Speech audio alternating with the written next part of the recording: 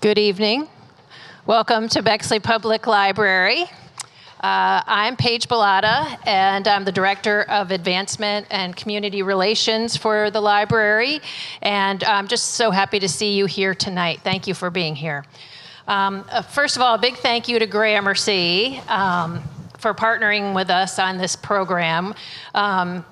We love our relationship with Gramercy, and it's such a pleasure to bring such fabulous programs to our community together, so thank you for that. And then just before we get started, I wanted to share a quick preview of some of the exciting events we have coming up at the library. On Wednesday, July 31st, we're hosting Dr. Kelsey Best, a professor at Ohio State and author of Migration and Displacement in a Changing Climate. She'll be talking about climate change and how it's affecting coastal communities and the migrations around the world. Then on Sunday, August 17th, we're throwing a 75th birthday party for Stevie Wonder. And we'll be featuring a number of great local musicians, and it should be a lot of fun. And lastly, we're especially excited about our Bexley Community Author Series event coming up on September 3rd. When Pulitzer Prize winner Percival Everett will be here in conversation with the incredible Hanif Abdurraqib. It's going to be a powerful and engaging night, and tickets are going fast. So you can find out more about these programs and register for tickets and so forth on our website at bexleylibrary.org. And now I am happy to turn things over to Linda Cass, founder and owner of Gramercy Books, to introduce tonight's authors. Great. Thank you so much, Paige. And I'd like to give my welcome to everyone here to the live and also streaming audience, because this program will be live streamed. And, echo what Paige said, we really love partnering right across the street. I mean, how many bookstores have, a library right across the street, and together we celebrate books, and we often do this kind of a thing where we bring people over here, and we love that. So thank you all for being here. Also, thanks, besides our venue partner, Bexley Public Library, Ohioana Library, we're grateful for their help in getting the word out about tonight's program. We're really thrilled to feature the motivated speaker to learn how to master the mindsets and practices of the world's best public speakers. Co-authors Ruth Milligan, Acacia Duncan, and Blythe Coons will be in conversation with Ohioana's Executive Director, Kimberlee Kiehl, who we're equally delighted to have join us this evening. And let me just preview the next hour. After introductions, Kim and the authors will talk for about 40 minutes, and it'll be followed by 15 minutes or so of your questions that Kim will moderate, or I'll run around with the microphone, however we do this. And then Ruth, Acacia, and Blythe will sign copies of their book in the back of this at the side of the auditorium, and we're selling copies, if you don't have them already, out front. The flyer on your seat lists many upcoming programs at Gramercy Books, and it has a QR code, actually, to Gramercy's event page that has more detail and goes a little longer than what I'm going to tell you. I just want to shout out 3 events remaining in July that are still open for registration that we're very excited about. Next Tuesday, July 22nd at 7, we have Helen Schulman in conversation with WOSU's Cassie Rose, and it's across the street at the bookstore. Helen is a New York Times best-selling author of 7 novels, including Lucky Dogs, Come With Me, This Beautiful Life. Her story collection, Fools for Love, just released, is a laugh-out-loud treasure of tangled romances of all shapes and sizes, and Helen is a delight, and I encourage you to sign up to register for that. On Monday, July 28th at 7, we have filmmaker and journalist Lori Gwen Shapiro. She'll be in conversation with Ann Fisher about her book that was released yesterday, The Aviator and the Showman, the true story of Amelia Earhart and George Putnam. And then finally, you're going to have the opportunity for an intimate meet and greet and book signing if you have never met the Ohio State University president, Ted Carter, who has a new book coming out called Top Gun Performance, From the Cockpit to the Boardroom.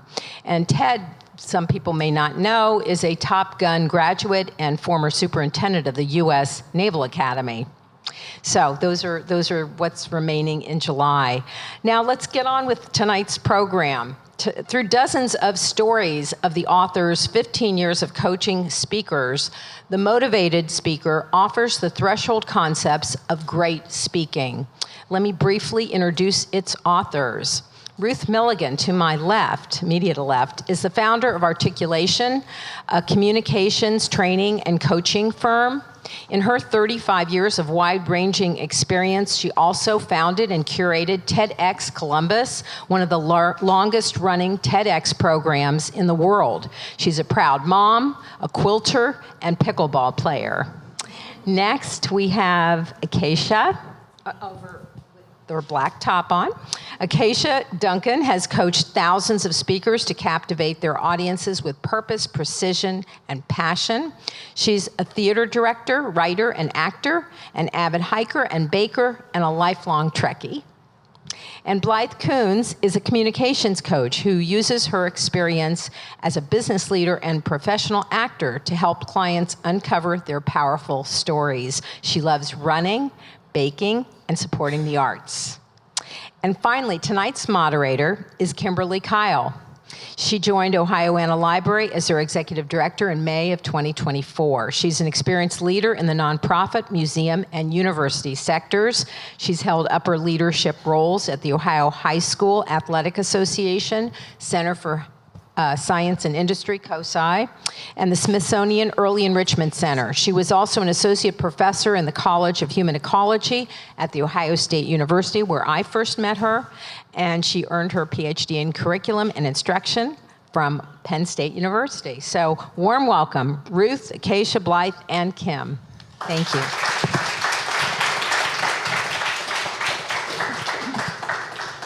Thank you. That was so nice. We all sound so smart. And we really do. Linda. That was generous. I know, right? Generous, exactly. So let me start by telling you how incredibly intimidating it is to have agreed to moderate 3 authors who wrote the quintessential book on public speaking. I thought about that this morning on my way into work and thought, what am I doing? But I do want you to know that I have my checklist of things that I wrote from the book. I picked out my outfit. I practiced and listened to myself. I did all the things that you suggest. So hopefully this will go so all right. Meta. Well, we'll see. Kim. Well done. We'll see. But for those of you who have not read this book yet, this is a book that is sort of a self-help book in a way, but it reads like a novel.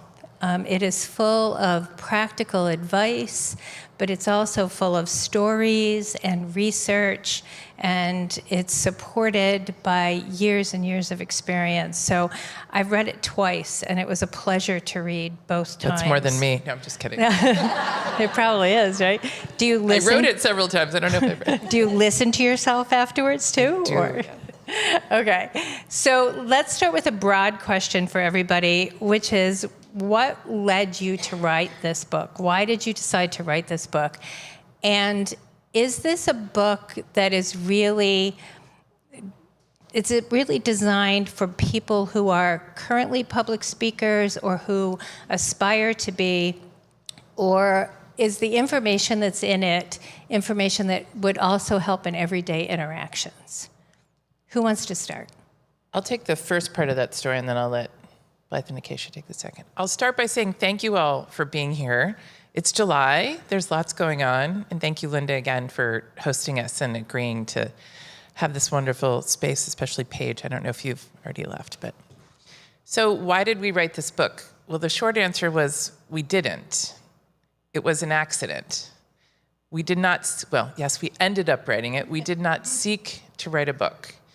And that is the truth. We sought to answer a question, which was, how can the 3 of us in our practice be better coaches?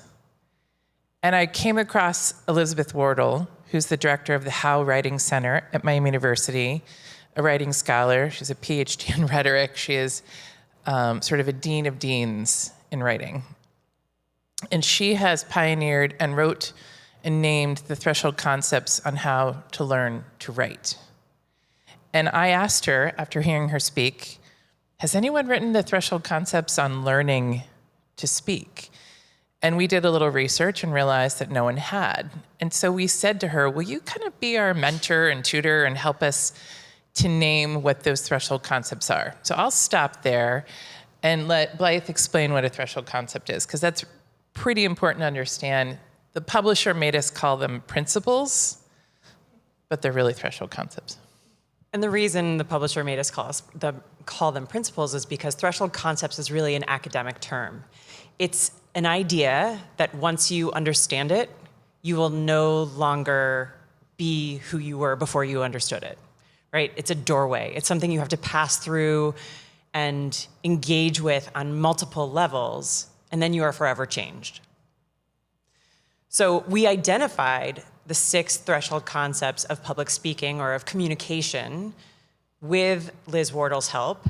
And once we did that, we started writing about it casually, posting on social media, posting to LinkedIn, trying to engage with what we knew, what we had experienced, and how we could connect those threshold concepts to what we were seeing in our everyday coaching. And that really, I think, was incredibly powerful for us because as we engaged in it, it became this bigger thing, like, the stone rolling downhill. And you can take it from there. What happened next? Well, then we had a bunch of writing, just a pile of writing. We counted it, and it was something like 30,000 words at first. And so we started to wonder if we had something bigger on our hands. And, to cap this story and make it a little bit briefer than the long process of getting a contract, thank you, that was a blessing, and having to finish the book in less than a month, that was stressful. We really started focusing in our writing, to answer your second question, on who we thought our reader would be. And I think that what we were really aiming at were the kind of people that we coach, which I like to think of as a little bit reluctant speakers. It's hard to get away with never having to do some sort of public speaking, whether it's speaking up in a meeting or doing something bigger like pitching, or maybe it's doing a business presentation or standing up at your church. Everyone has to do some version of speaking, and very few people are out there talking about what makes you good at it. People love to talk about what makes a communication great, the thing you're communicating, but very few people talk about the person. And that's where we put our focus in the book. And just to add a cute little story, I got a call from my almost 98-year-old grandfather who, when I gave him the book, he said, well, I don't really need this because I don't do any of this public speaking. And he read it and he was compelled by it and he said, oh my gosh, I can use this at the dinner table. And he got so excited about the ideas in it that he was like, I'm buying 4 copies for my friends because I want us to have better conversations. And that really speaks to, like, here was a guy who didn't think there was any reason to read it except that he's the grandfather or the proud grandfather of the author. And he really made he took use from it. And I'll just finish by saying we helped the Arts Council last month put a presentation together, and Jamie Goldstein was in charge of sort of wrangling this group of people, and she was texting me pictures of her wall and her mirrors with all Post-it notes, because she's like, I read the book and I'm redoing everything. So from the dinner table to the consequential pitch, really it's for anybody that just wants to get better. That's kind of what we say. Yeah, absolutely. So if you don't mind, I'm going to read the definition from page 197 of the motivated speaker, because this definition highlights those 6 threshold concepts. So this is the person who understands the necessity of building a speaking habit of practice, embraces the mess of building a message that resonates, who interrogates event genres, pursues full embodiment in their delivery, and is willing to ask for and receive feedback. This speaker is limitless. So we're going to talk a lot about feedback because that's the one that makes my stomach hurt the most. But would you mind telling us a little bit about those 6 threshold concepts? So speaking is habitual, it's messy, it's social, It contains multiple genres, it's embodied, and it requires feedback. Could you tell us a little about You want those? to take, we'll each take two. You go first. All right, I'll start with the very first in the book, which you have to accept as a speaker to progress, and that is that speaking is habitual. And you may have seen someone speak on the stage and just had this overwhelming sensation of, they are such a natural. And the truth is, they're not a natural. No one was born speaking, and certainly no one was born giving a TED Talk. Instead, they have a series of habits that they've built over time that really help to support them. And some of us have habits that we built in really strong ways, and we end up being great communicators. And then we get more opportunities, and our habits get better, and we get stronger and stronger. And other people have habits that are maybe a little more hidden, that don't support them, and they don't get the opportunities as well to speak. So you have to be able to accept that speaking is habitual in order to improve. You can take the next one. Go ahead. Next one up is speaking is social. And that really means that the meaning is made in the ears and the minds of the audience. I can say something and the words are immediately gone. So there's a temporality to it as well, but we need to focus on our audience who's hearing it, who cares about what we're saying, because it's much more important to you than it is to us, or at least it should be if we're really considering that speaking is social. That also means that there is inherent risk in doing this. We're getting up and we're being vulnerable in front of other people, and that can be a huge challenge, but it's part of the habit building to get past that. The next, I don't know if it's exactly the order because we switched them around a lot. Speaking comes in many genres. This is a genre. The panel, book interview, conversation. Today I coached, we kicked off a very large coaching sequence for 100 speakers, and they were in an orientation around giving live code demos. So if you're in a technical space and you're trying to give the coding, how do you do that? And that was the genre we were talking about, was how to give a live demo, which actually we say don't. Always have it recorded beforehand. But panels, keynotes, interviews, pitches, radio, podcast interviews, they are all different genres. So we had a client call us at the beginning of this project and say, my associate did so well yesterday on that panel, and then today just did not do well. He used a more expletive kind of word. In the business pitch, what happened? And I said, do you appreciate that those are two wildly different genres, preparations, organization of thought, understanding of time, audience, all of those things. So speaking comes in many genres. I guess I'll take the one I hate the most. That is that speaking is messy. I'm so glad you took it. You said it with me. You must hate it too. Speaking is it's an iterative process, and you can't take the same approach every time. It's constantly moving and changing. And so you have to go through bad drafts in order to get to a good final product.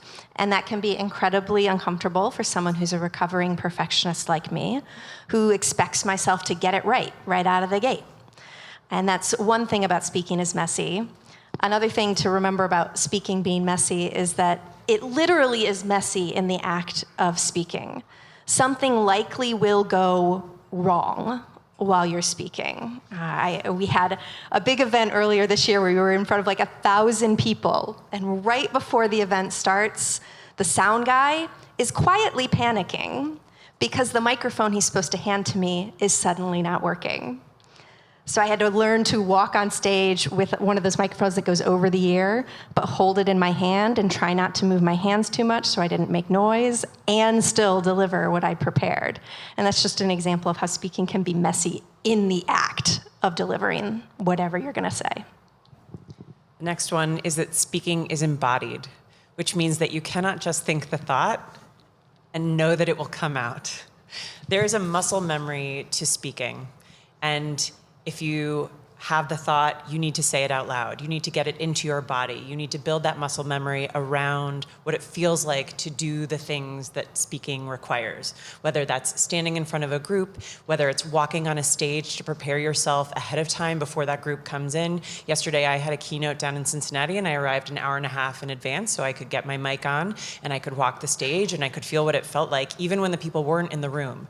And then I walked around the lobby muttering to myself, and I'm sure people were looking at me like I was crazy. But that sort of muttering, I couldn't just run it in my head. I needed to say the things I needed to say out loud. And that is all part of embodiment and really feeling and experiencing what it's like to say the words. And implicit in what they've just said, but they haven't said it explicitly, is that speaking is different than writing and different than reading. If I was to pull out the chapter, you read a sentence. While she might be verbally reading it, it is not in our mind speaking, delivering. And certainly the way we write in longer sentences is not the way we speak or the way audiences want to hear us. But the last one, speaking requires feedback, including your own. This is my favorite one. And I've been doing a lot more of this, even sending voice memos to people and listening to them before I send them, constantly checking in on my own speech patterns, my delivery, my diction. And every time I'm on a podcast, I listen back. I'm the first one, they send it to me, and I'm always looking for one thing to improve upon. If you're not willing to listen to yourself, why would you expect someone else to? It's a hard truth. But you will be, and this, I think for me, and just wrapping this up, the most incredible learning I had in working with Liz and this book was this one point, if you hear nothing else from me tonight, is when I give myself feedback or reflect first, I am learning. If you told me what I did well or not well, you are learning. The process of reflecting on, did I reach my goal? Did I deliver it? What could I do better? How can I try something new? Versus, I live in choice. If you told me what I was doing well or not well, like any audience, I live in choice whether or not I want to believe you. But when I put myself in that position, the process of learning kicks in. And that took me a long time to appreciate what that really meant about I am learning. And that's why kids these days in high schools are actually, asked to grade their own papers before they turn them in with their own rubrics. I will never forget my son saying to me, isn't that what we're paying the teachers to do? So feedback is probably the largest chapter outside of habit in the book. There's specifically bookending, no pun intended. And we find that is where your habits and your learning will take the most acceleration when you really embrace that. Yeah, so let's talk a little more about feedback, because it's the hardest thing for me too. I just did a podcast a couple weeks ago with the Center for the Book, which I still have not listened to. I'm embarrassed to tell you, but I will. But I recently listened to a researcher who was talking about how we spend so much time now looking at ourselves, and that our brains and our eyes have not evolved to look at ourselves so much, that they were designed to look at other people and to determine whether that person is a friend or a foe, if that is a person we're attracted to, if that is a person who feels safe to us. But we are spending so much time looking at ourselves now that we're using those same categories to judge ourselves. And I kept thinking about that when I was reading about your chapters about feedback. So how do you help people get more comfortable with this idea of listening to yourself and giving yourself feedback? I'll take one stab to answer, and not to hopefully have us all repeat, but I got a call earlier this year from a local CEO saying, I was told I need to get some help. And he had his first... So, this is a true story, and we have hard truths. And I said, okay, let's do it. I said, why did they tell you needed help? And he said, I don't know, I got something wrong. And so the first thing we did was to watch a video together of the last presentation he gave. And it was extremely clear in the first minute, didn't need to go on, what was wrong. And I had to let him find that disfluency and that uncomfortableness. And he was like, I can't watch anymore. I can't watch anymore.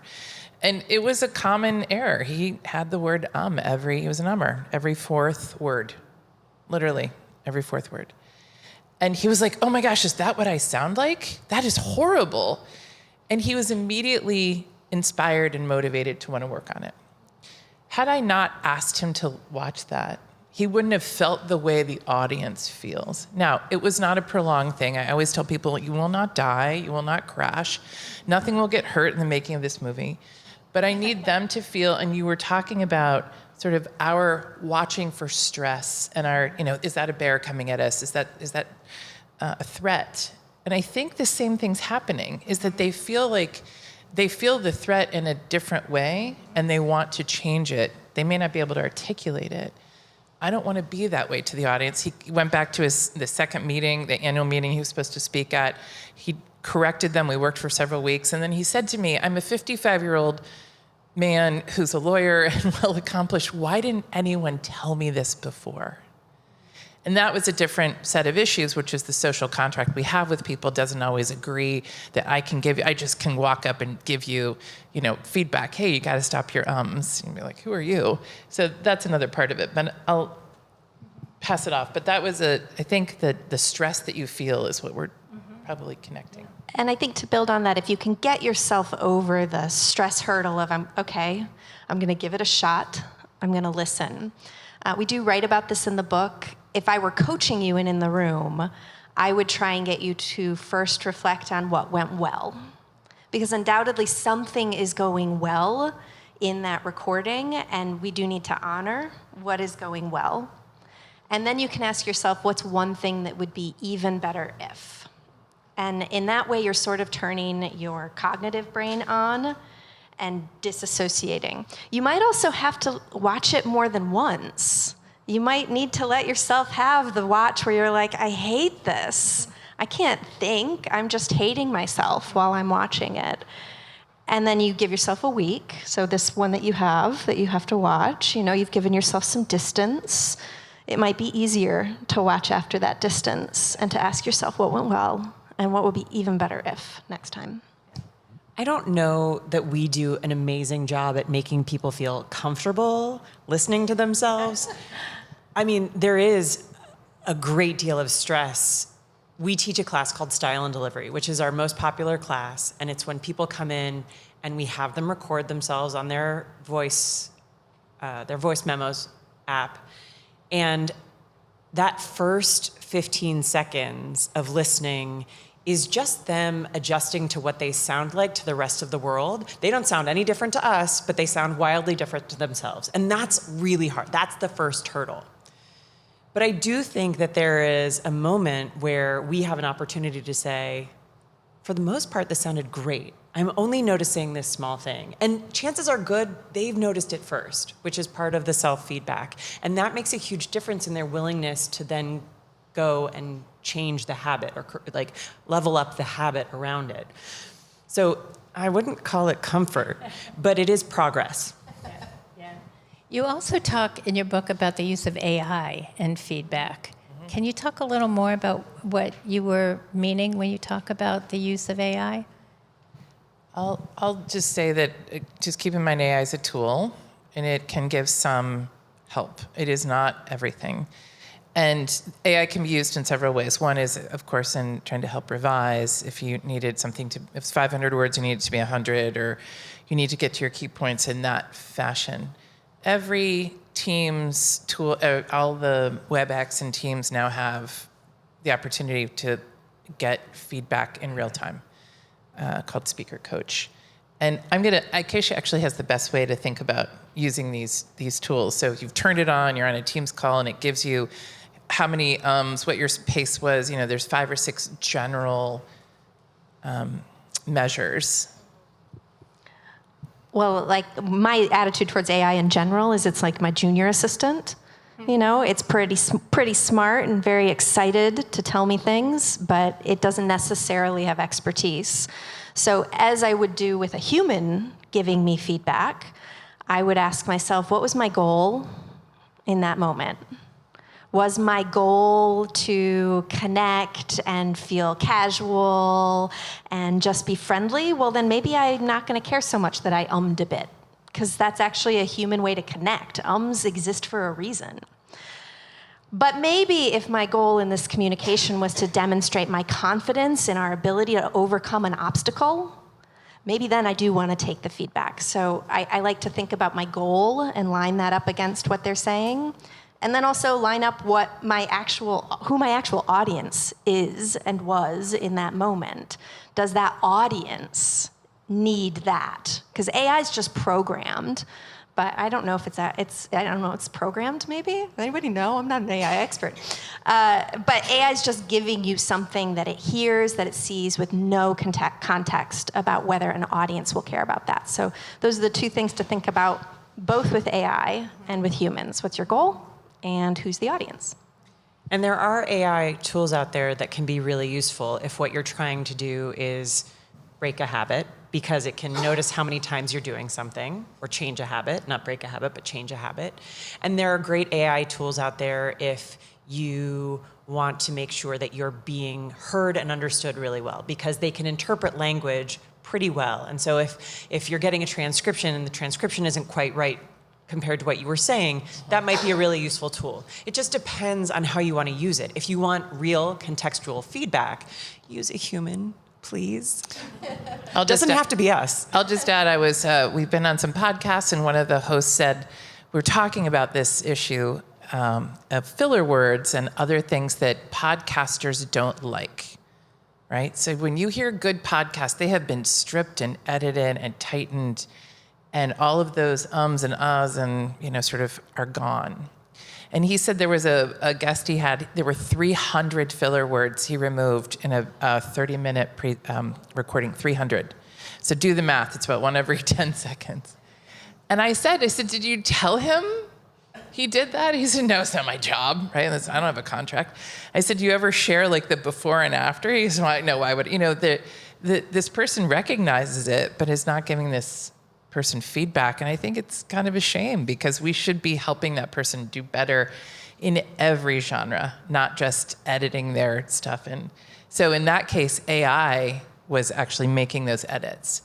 And then my last point was, I was on a podcast where AI edited it and did a horrible job and cut off full sentences. And the podcast host wasn't really that interested in making real edits with his human ear. And I wouldn't have reposted it. I didn't repost it. I couldn't listen to it because the cuts and the jumps were not making any sense. So there's a flip side. We got to be careful on all parts. Yeah, you absolutely do. So let's talk a little about every presenter's favorite thing, the PowerPoint presentation. How should we use it? Should we use it? Should we not use it? What role do things like PowerPoint and all of those other things that are out there play in good public speaking? Do we have several days? Just kidding. I knew that would be I feel like we have different perspectives on it too. We might how strongly we feel about PowerPoint. I have a great story from today. Do it. So I'm currently coaching a group of professionals from one company, and they give me a 5-minute presentation just to make sure that they're applying everything that they've learned through this masterclass.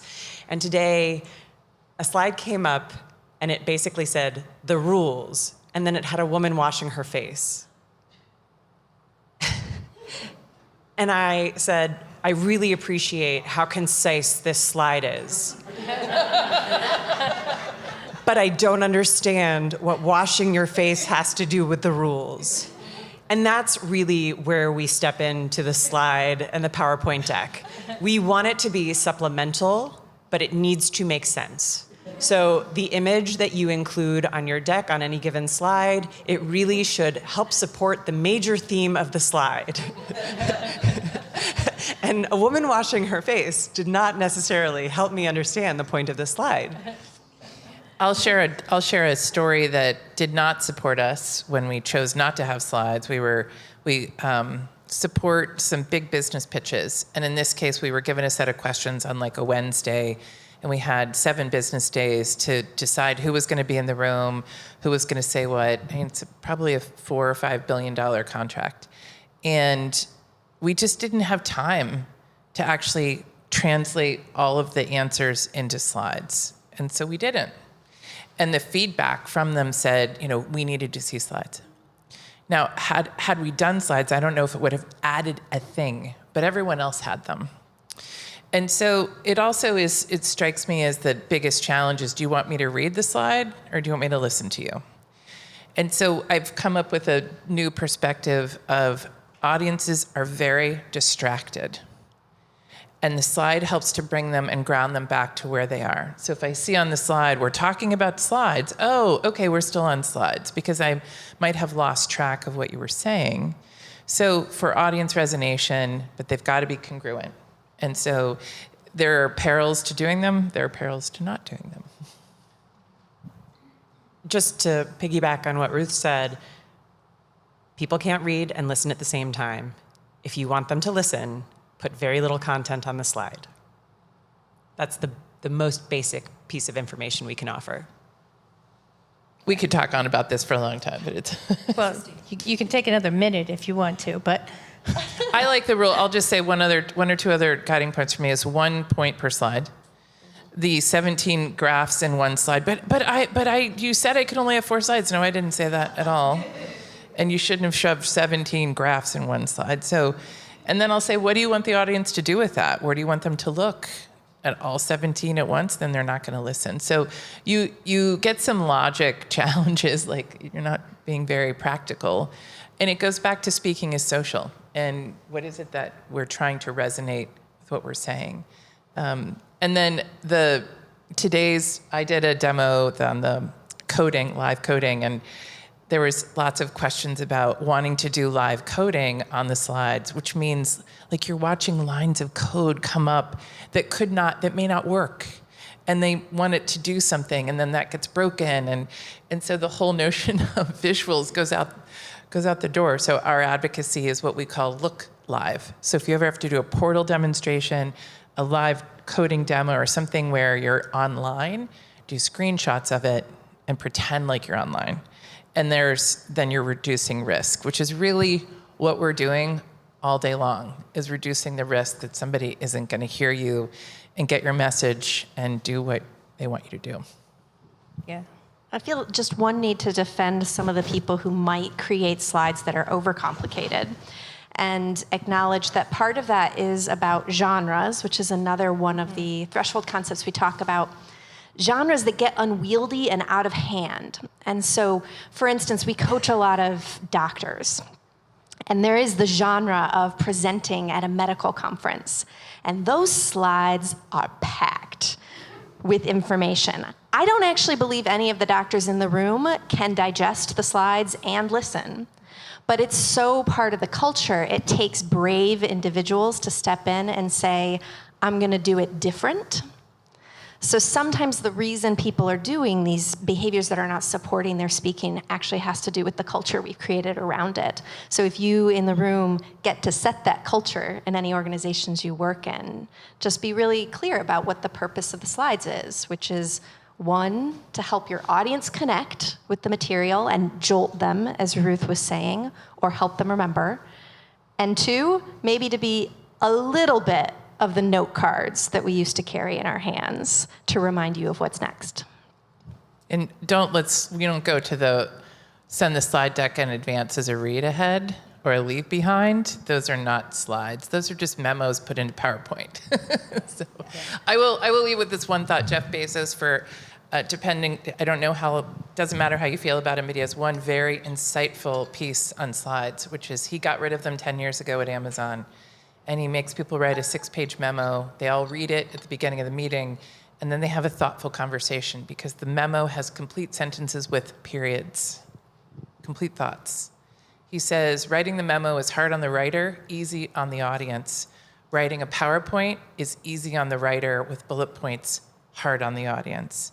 And so if you're trying to actually activate change, a complete thought is very difficult to communicate in a slide, because guess what often happens? You get interrupted on slide 2 when your point is on slide 7 and you never actually get to it. Mm-hmm.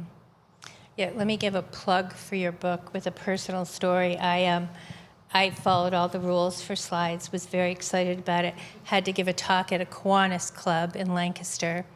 My slides were all ready, but I had also prepared. I had done all the things to do to prepare. I get there, and my slides will not come up. They will not open. They will not come up. And I have to wing the entire talk. Speaking is messy. Speaking is messy. You don't have a backup. But I was ready. I was ready because I had read and I'd done my checklist, and I was ready, and it was fine. And we got a new member for the library from it. So it's from the book. They did that. So before we open it for questions from the audience, if you each had to pick, if people could only take one thing from this book, what do you each think is the most important thing that they remember from this book? I know. You go first, Acacia. Blythe is like, oh gosh. This isn't a specific thing in the book, it's an impression. Okay. I would love if after you read the book, you feel like you can be a really good, effective speaker, and that it is in your capability, and that it's worth it. Because ultimately, this thing we're doing, where we're trying in all the mess to convey what's up here and transfer it into your brain out there, it's really hard. And it's also really worth it when you succeed. Thank you for giving me the time to think about an answer. You're welcome. I'm going to lean into this idea of speaking as habitual. So if you take one thing away from this book, choose a habit, identify a habit that you think you have that is not currently serving you, and level up. There are actually instructions and useful information in the back of the book. The second half of the book, I said useful information like the first half isn't. I didn't mean that. The first half is the threshold concepts. Once you get past that, you start to get practical information that can help you figure out how to change and level up your behaviors. I just ask you to identify one and work on it. And when you're done with that one, find another one. I like to talk about, we're working on some adoption materials for the book inside certain professions, and I like to think that the book makes the implicit explicit. Mm-hmm. And even if you were a tremendous communicator, which many of you are, we know many of you, we've been told there's something I just never knew I didn't know. And we're excited for you to learn that thing that might have just been shaded or blind or hidden to you, and might help you in your next speaking engagement. Yeah, great. So we're going to open it to all of you to ask the questions that you have. Hopefully you have some. If not, I am prepared for some other things. I might have a few others, but please go ahead. I have a comment and a question. And from someone who has given talks literally all across the country. I attended Edward Tufte's program. You probably are familiar with him.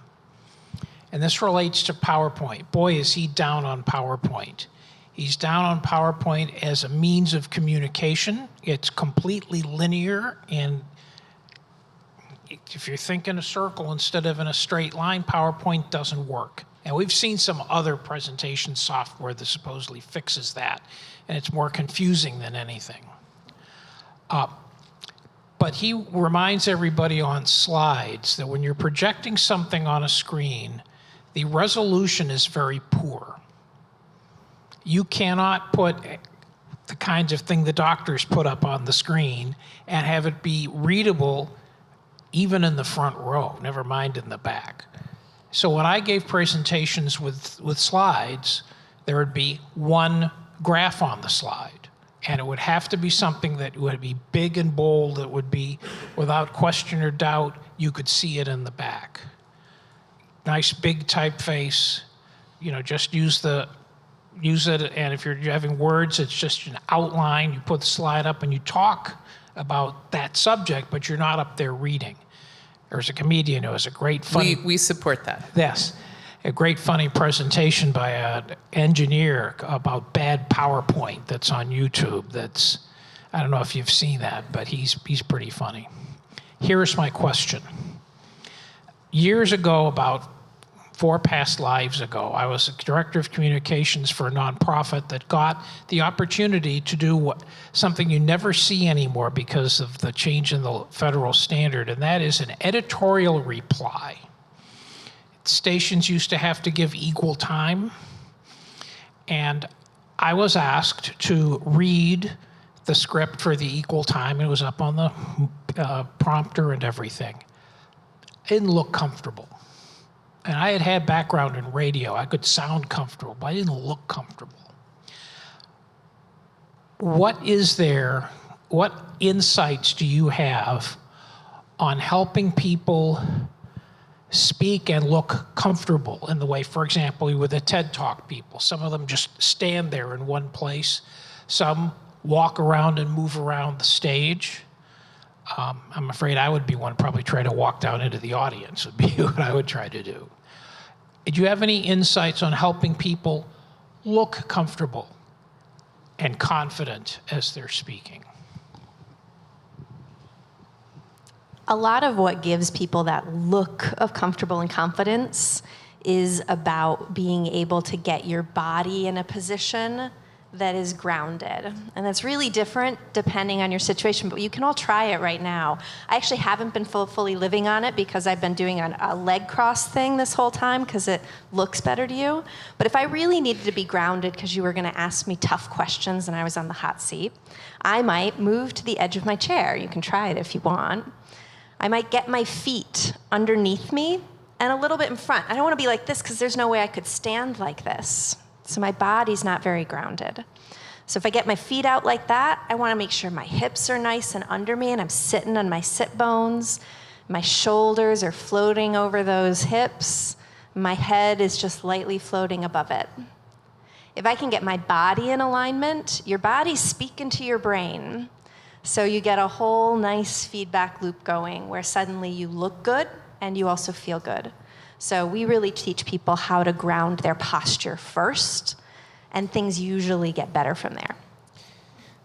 I'll reflect. One of the very first people I coached 15 years ago was in my office, and she looked very uncomfortable. She sort of stood like this. I won't stand. And I said, can you pull your shoulders back and put your arms down just a little bit, just asking her to do one thing. And she said, no, I can't. And she said, and I will assure you that it was not abuse. It was just a little bit of like, her mother was very stern. And she said, my mother wasn't really nice to me, and this was my way essentially of protecting myself. This is sort of, informed trauma and the history we bring with us. So we're careful about what people walk into the room with. And we're using basic strategies to try to draw them back to grounding of what we know can be true, while other things also might be true. And the standing still, by the way, my other point, and then I'll pass it off, is the standing still in the TED Talk versus the walking. There is a cardinal rule at TED, which I learned, having done many years of it, was if you can't walk with your points, they make you stand still. Because the video will look horrible. They're coaching to the video as much as the live audience. And if you can't actually go 1, 2, and 3, they'll just say, don't move. Just stay right there. Because the opposite is worse. And it requires a lot of energy on the audience's part to track someone who is pacing or moving not with their ideas. And they don't want to tax the audience in that way, especially when they're learning these big ideas in a TEDx or a TED situation. So I have an MFA, and when I was taking voice class, which was a 3-year class, progressive, one of the very first things my professor shared with me was that my shoulders were preventing my heart from being close enough to my audience to express itself.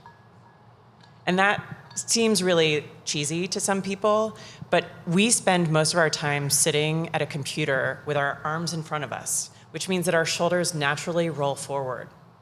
And so one of the best things you can do to seem and feel natural and look professional on stage is to activate the space between your shoulder blades. I just want to, go ahead and touch that space right between your shoulder blades. And I just want you to think about activating it, like sending energy to that point. Thank you so much for being so complicit. Some people can reach it, but he's doing it. And I just want you to think about energizing that space. And what may happen, what ideally happens, is that your shoulder blades roll back towards one another, and maybe they slide down your back like you're putting them in your pants pockets. And all of a sudden, people are going to have a very different perception of you, because guess what? Now my heart is open and exposed to you.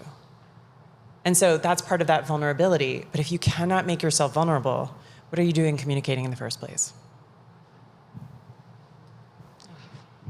And by the way, I will walk and talk. Speaking of shoulders, I'm a road cyclist. No judging, no judging. I'm a road cyclist, so I really could use that advice. Hi, Erin. Hello. First of all, congratulations on Thank this you. book. One of our favorite TEDx speakers, everyone, Erin. It wasn't easy. She was a reluctant. Indeed, and that's kind of my question, Yeah. Ruth and Acacia. Each of you have coached me separately in some really big talks. And I'm always reluctant, and I'm like, no, and not that I'm questioning you and your knowledge, and also I'm like, no, I don't think you know best, right? My question to you is, where do you all find the confidence to be with those of us who are very strong-willed and reluctant, not because we're shy, but more of like, no, this is probably best, or not wanting to. I mean, I tried to talk Ruth out of doing it, and as you know, Ruth, it doesn't work, and it didn't work, and it was the best experience, one of the best experiences of my life. And so where do you all find that confidence and that knowing to launch folks? Well, first of all, I find the best speakers are the reluctant speakers. The best speakers are people who actually have things to say. And you often find the people who are the most forward and I'm not a big fan of the motivational speaking genre, because something in me fundamentally distrusts someone who is that confident about what they're saying. So honestly, it is a pleasure to work with someone who is actually questioning whether what they have to say is worth saying to these people, because then they're already doing the interrogating. I don't have to interrogate for them. I have to do things like reassure them and point out the parts that they don't need to question, and the places where maybe they are right to question whether the audience wants to listen. And I'll tuck in and say, just because I know we're running out of time, what you have to say is meaningful to many other people and moves people to action. And sometimes that's hard to see, but that's why we communicate, is to mediate activity. It's why we write. And to have that out there in the world is better than just having it inside your head. And sometimes you just need somebody to walk that bridge with you. And that's what we do every day, and we're not afraid of the reluctancy. And again, it makes it for sharper pencils. And if Thank you're you for showing asking. up, you can't be that reluctant. I'll say that somebody asked me once, when are you not successful? We were being interviewed by a big company, and I said, when you don't show up. Full stop. If you show up, there is no doubt we will, and we meet you where you are. Somebody came to a call last week and said, I'm not ready. And I'm never prepared. And I said, okay, fine, let's do it right now. Let's do it. Like what you were supposed to come to the call with, we'll do on the call together. And we did it, and she got to where we needed her to be, and you move on. But it's capturing that self-doubt, the craziness in your head, the critter brains, everything's going on at once, and our job is to help you clear that out a little bit. So Steve, I wonder if yes. you could say a word about the relationship between polish and connecting with an audience. And so I think there is the polished speaker who speaks perfectly and lovely, who speaks slowly, gently. They communicate, but you don't feel like they're a real person because they're so polished that it doesn't feel authentic. And then, one of the most memorable talks I heard was a guy who said, he was talking at a JC's meeting, and at the end of every sentence he said, in the community, and stuff like that. Oh. It was 30 years ago. My wife and I still remember his talk. he was so genuine.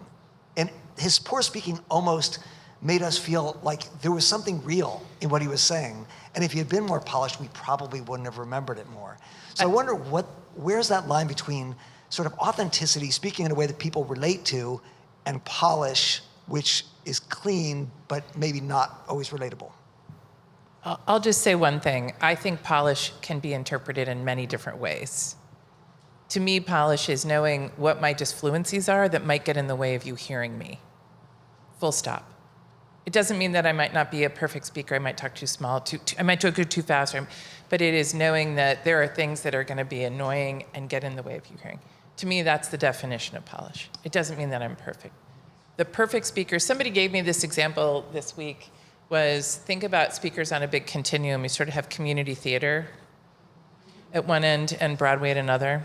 And in the middle, there might be the touring Broadway, and then there's the paid speaker, and then you've got high school and different stages of speaking professionalism. If you had that not polish at Broadway, you would want your money back, right? So the contract you have as an audience member going in, you have an expectation. If I'm listening to a paid speaker going to Broadway, I need them to be tight. But if it's a JC meeting or a Kiwanis Club or Rotary, you want them to feel like you and have a conversation. I don't know. I'll let you guys. I think the thing I would add is what you may sometimes sense is someone's sincerity. And there is polish that is sincere. And the person doesn't seem to struggle with their words. They're very fluid. They sound like they know what they're talking about and they're sincere. And that kind of polish maybe doesn't rub you the wrong way versus the person who doesn't seem like they maybe care about their audience and they're not sincere about that. Whereas this guy, who undoubtedly probably could have been better without that tick, right? Undoubtedly, you still felt and remembered what he was saying because of the sincerity and the value of the content. So I think be true to your audience and what you want to give them and what you hope to help them with, and that may help. One last question right here. Hi, so when I do like a presentation or an interview, I feel like my answers or questions can feel very like floaty, like I don't feel like I'm really saying what I want to say. And honestly, like right now, I feel like I'm getting, I think the nervousness of it, but it's kind of like going back to like polish, but also remembering, but as the speaker, I feel like in the end of that conversation, I'm like, whoa, what just happened? And like everything's kind of empty and just like, yeah, I'm tired but floaty at the same time. Did you guys had that feeling, and like how did you guys overcome that? Is it just practice or? I still have it sometimes. I call it my out-of-body talk experiences. But I want to point out to everybody in the room, did you hear the moment where you, after you got off the call, you went, I think this is a good thing to end on. If there is one thing we could get everyone to do more of, it would be breathing. And really letting yourself breathe as deeply as you can while you're speaking, because a lot of the other stuff goes away when you have your breath underneath you. So like that's what I concentrate on when I start to feel the out-of-body experience. Even to this day, I will concentrate on breathing, and that usually brings me back inside. And I'll add one cognitive thing I do is remind myself, what's the question I'm answering? Because if I'm rattling on and I've lost track, then I'll say, did I answer your question?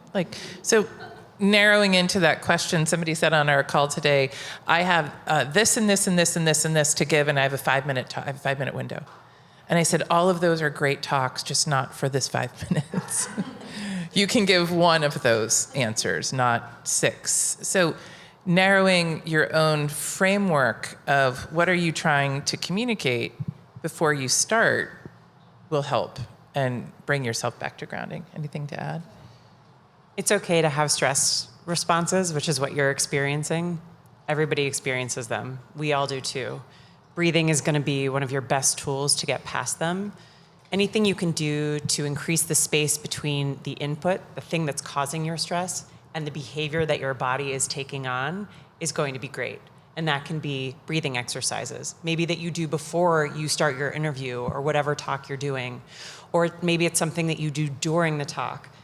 It could be putting your hand on the table and noticing the temperature. It could be wiggling your toes. Because anything you can do to short circuit what's happening in your brain in that moment is going to help you. And everyone has stress responses. They're not abnormal. We just want you to get through them faster. And it's okay to cry on stage. It's not okay to stay crying. With that, thank you all very much for being here. Thank you so much. Wonderful talk. Thank you, Kim, for moderating. Thank you all for being here. The books are out here. The signing will be over here. And enjoy the rest of your evening.